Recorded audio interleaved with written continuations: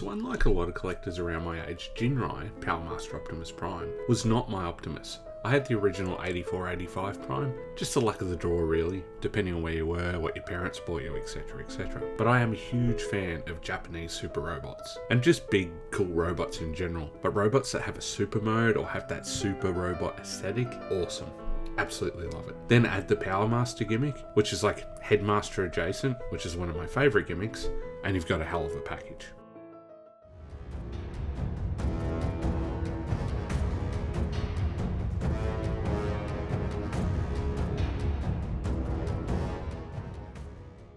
Today we're looking at MP-60 Ginrai, the final release in the Takara Masterpiece line, which will continue with the MPG line, or Masterpiece Ginrai.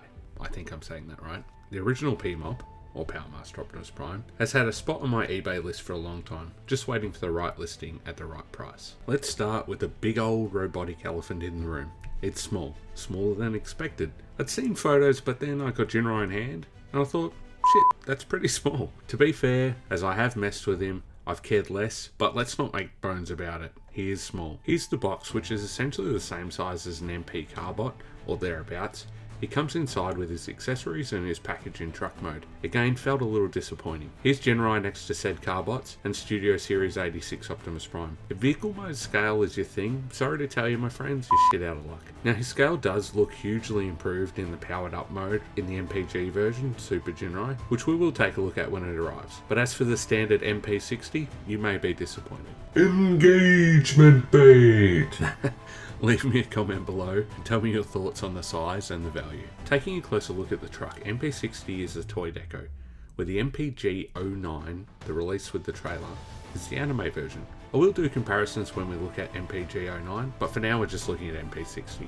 Some lovely details present with a fairly good representation of the animation model from what I can see. A lovely chunk of painted die cast on the front of the cab. I haven't heard of any chipping issues to date, though the figure is fairly newly released. The panel doesn't really interact with much, especially for MP60, so the risk is low, just be mindful. No rubber tyres unfortunately. It would have been nice to see some rubber on the wheels a la Legacy Beachcomber, otherwise functionality in the truck mode is pretty minimal. The MPG version does come with a mini Ginrai figure that can be inserted into the cab, though we will look at that in that video. Though there is no trailer with this set, Ginrai does come with the following accessories. His Godmaster toy version, as per the Japanese box, his 2 superconducting rifles, and gunshot effects. Taking a closer look, the Power Master, or Godmaster, as it says on the box, is nicely detailed, mostly coloured plastic, with a dash of blue paint on the body and the visor, a little silver on the knees and the engine block, as well as some lovely chrome on the engine block as well. Again, as before, no chipping or issues noticed. My only nitpick with the transformation is slightly awkward with how the tiny ball jointed hips need to rotate to convert into alt mode or engine mode. He inserts nicely to the front of the cab, though it would have been nice if he held better and more precisely. Sometimes it takes a couple of pushes to get it to quote unquote lock in, and there is a small red button underneath which will cause the Power Master to pop out. Ginrai's 2 superconducting rifles look great. They're moulded in black plastic with 2 handle configurations, one for robot mode hands and the other one with a peg for mounting. The 2 solid blast effects that can be pegged into each rifle or anywhere else a 3mm peg will fit. They look great and they have a slightly painted gradient. These are hard plastic, not the rubbery sort of weird blast effects that we get with other figures, which should mean that they'll last longer and not damage your figures. MP60 does not come with a trailer like his MPG counterpart in Super Ginrai, though if you have the Studio Series 86 Commander Class Optimus Prime, that's a mouthful, the trailer scales quite nicely. It pegs into the same location, albeit a tad loose, but otherwise works just fine. Oh geez, Rick. Oh geez, Rick. On the day of recording this audio, Takara announced a black repaint. Ouch, my wallet. Moving on to the transformation. It isn't difficult and it is somewhat repeatable, though there are some order of operation things required, particularly getting the arms out from the cab. I find carefully swinging the panel out that they are attached to whilst manoeuvring the arm down is effective. Just be careful, they do clash a little bit. Also, keeping the flaps on the forearms slightly unfolded gives you a little extra bit of room. Otherwise, everything is pretty straightforward.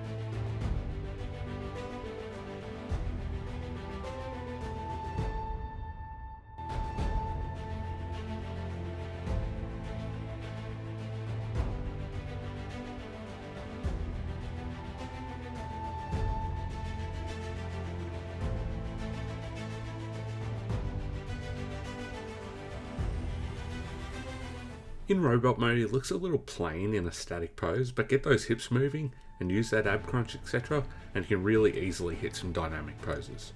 Articulation is decent, head is on a swivel and is hinged, though it can only look up. Universal Soldiers.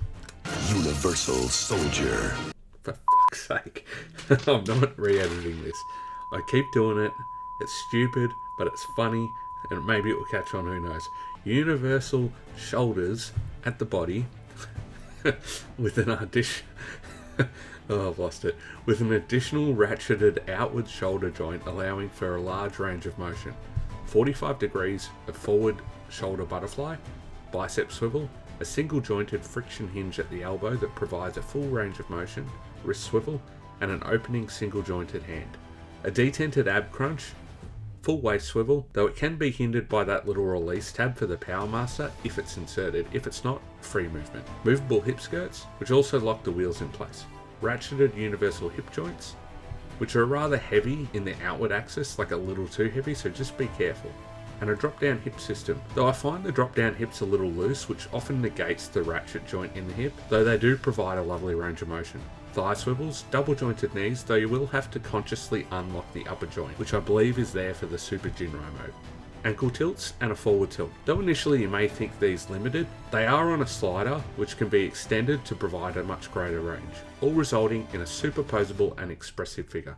The main thing to note is the large slab of die-cast made of the vehicle mode truck cab. It can easily end up off balance with the weight pulling the figure back, so just some little adjustments and you'll be fine. Now back to the size. Again, a big point of contention in the Transformers community. From what I can see for the core robot MP-60 and the cab of MPG09, a scaled such as the combined Super Ginrai is somewhat the standard for whatever you perceive standard as MP scale. What this results in, as we saw earlier, is a rather small, even slightly smaller of a truck than the current mainline Studio Series Commander Class 86 Optimus Prime, and similar to the G1 or Missing Link convoy in size. In robot mode, MP-60 scales quite well with the aforementioned Studio Series Optimus Prime, but is dwarfed by MP-10 and MP-44 alike. We'll see more size comparisons when we review MPG09. Taking a closer look, the figure looks fantastic with great moulding and paintwork, a very photogenic figure too. Bringing back his accessories, the guns can fit into his hands via a slot